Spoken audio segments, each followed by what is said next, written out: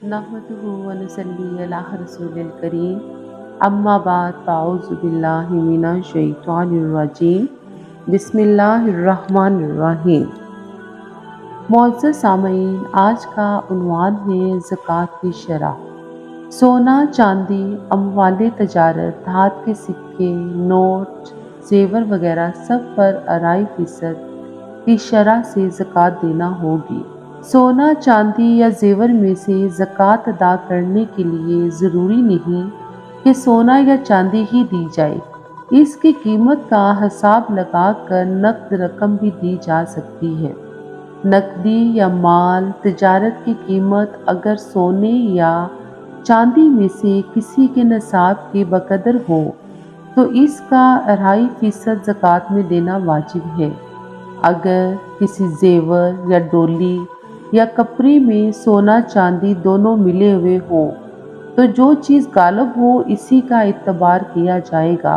अगर सोना ज़्यादा है तो सबको सोना शुमार किया जाएगा, और अगर चांदी ज़्यादा है तो सबको चांदी शुमार किया जाएगा और चांदी के निसाब से इसकी ज़कात अदा होगी। जेवर वगैरह में से अगर किसी दूसरी धात की आमेज़श हो और इसकी मिकदार सोने या चांदी से कम हो तो सारी चीज़ को सोना या चांदी शुमार करके ज़कात अदा की जाएगी। सोने या चांदी के जेवर वगैरह में से अगर किसी दूसरी धात की आमेज़श हो और इसकी मिकदार सोने या चांदी से ज़्यादा हो तो इस सूरत में सिर्फ सोने और चांदी का हिसाब लगाया जाएगा और इसके बकदर नसाब होने की सूरत में ज़कात आयद होगी, वरना नहीं। एक शख्स के पास कुछ सोना और कुछ चांदी है। इनमें से जिस चीज़ का निसाब पूरा हो इसके साथ दूसरी जिन्स की कीमत लगाकर सबकी ज़कात दी जाएगी। अगर किसी के पास सोना भी निसाब से कम हो और चांदी भी निसाब से कम हो तो दोनों मिलाकर निसाब पूरा होता हो तो इस पर 2.5% ज़कात अदा की जाएगी। अगर किसी के पास कुछ रकम है, कुछ तिजारती माल है और कुछ सोना या चांदी है तो सबको मिलाकर अगर चांदी या सोने का निसाब पूरा हो जाए तो ज़कात अदा की जाएगी। जेवर में जो मोती, नग और जवाहिर वगैरह हो इन पर ज़कात नहीं है। इनका वज़न मिन्हा करने के बाद बाकी सोने या चांदी के वज़न पर 2.5% के हिसाब से ज़कात अदा की जाएगी।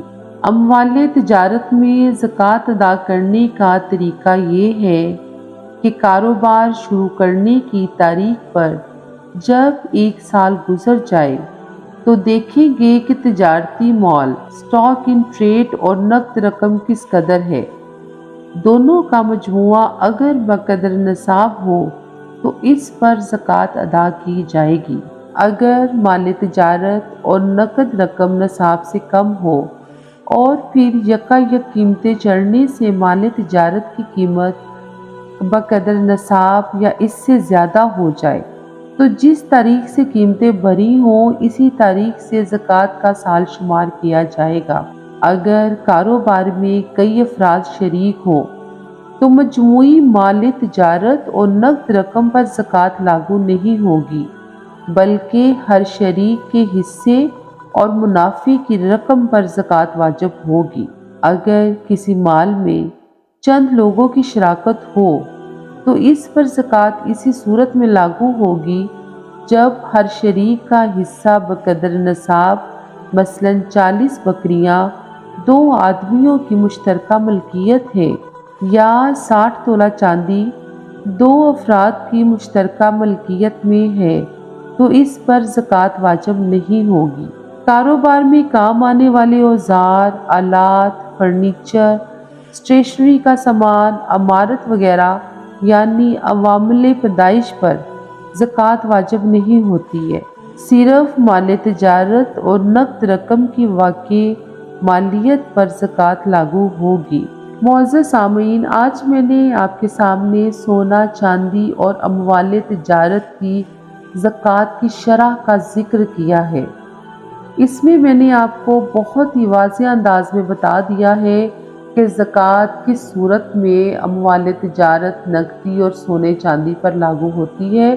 اللہ تعالیٰ ہمیں زکوٰۃ ادا کرنے کی توفیق عطا فرمائے تاکہ ہم زکوٰۃ کی ادائیگی سے اپنے مال کو پاک صاف کریں اور اللہ تعالیٰ اس میں برکت ڈالے اور تمام امت مسلمہ کو زکوٰۃ ادا کرنے کی توفیق عطا فرمائے۔ آمین ثم آمین۔